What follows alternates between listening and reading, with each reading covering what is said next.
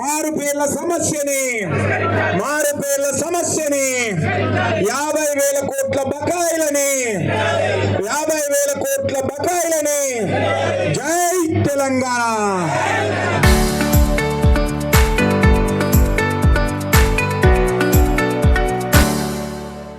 చూస్తున్నటువంటి వాతావరణం మీ అందరికీ కూడా కనబడతా ఉన్నది.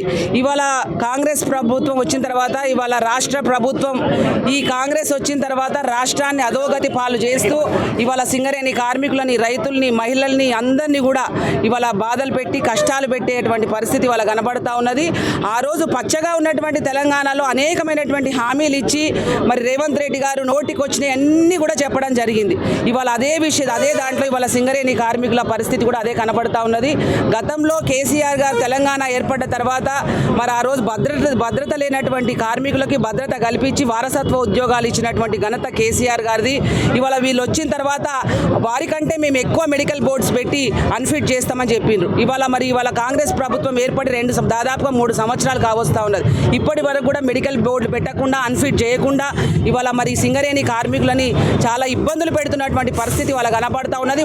మొన్న అసెంబ్లీలో కూడా మెడికల్ బోర్డు పెట్టబోమని వాళ్ళే మరి స్వయంగా చెప్పడం జరిగింది. మొన్న మున్సిపల్ ఎన్నికలకు ఇక్కడికి వచ్చినటువంటి మరి ముఖ్యమంత్రి గారు రేవంత్ రెడ్డి గారు ఏం మాట చెప్పిండు ఆ రోజు, మెడికల్ బోర్డు పెట్టము అని బీఆర్ఎస్ పార్టీ వాళ్ళు బాగా చెప్తున్నారట, అబద్ధాలు చెప్తున్నారు అని చెప్పిండు.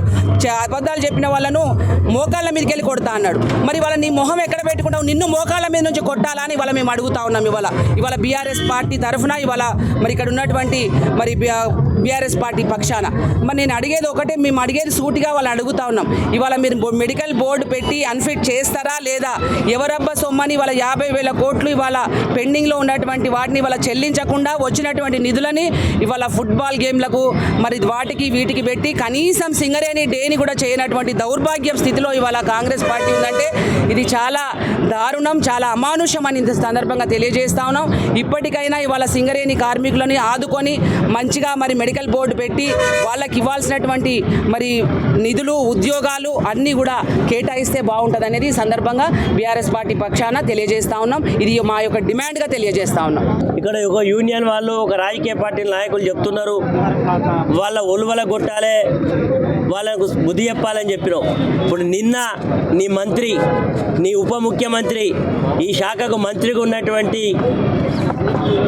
బట్టి విక్రమార్క ఏం చెప్పిండు అసెంబ్లీలో చెప్పకనే చెప్పిండు ఇక మెడికల్ బోర్డులు ఉండకపోయినా కానీ మళ్ళీ ఏమన్నాడు, గతంలో జరిగిన వాటి మీద కూడా విజిలెన్స్ ఎంక్వైరీ చేస్తాం, ఇంతమందికి ఎట్లా వచ్చింది దీని మీద మేము విచారణ చేస్తామంటారు. అంటే ఒక రకంగా కార్మికులందరినీ కూడా ఆందోళనలకు నెట్టివేయబడ్డది ఈరోజు కార్మిక లోకం.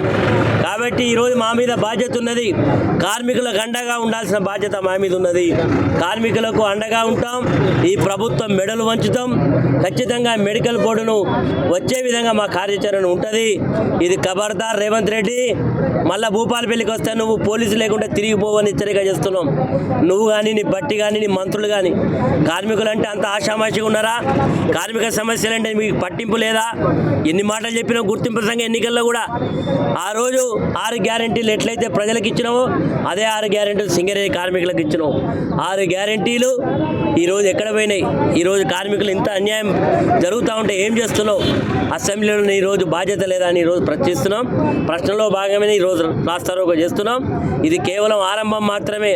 ఒకవేళ కనుక ఇది ఇట్లనే ఉంటే ఈ ఉద్యమాన్ని తీవ్రతరం చేసి రేపు అవసరమైతే మేము కూర్చొని ఇంకా దీన్ని సీరియస్గా చేస్తామని ఈరోజు హెచ్చరిక చేస్తున్నాం.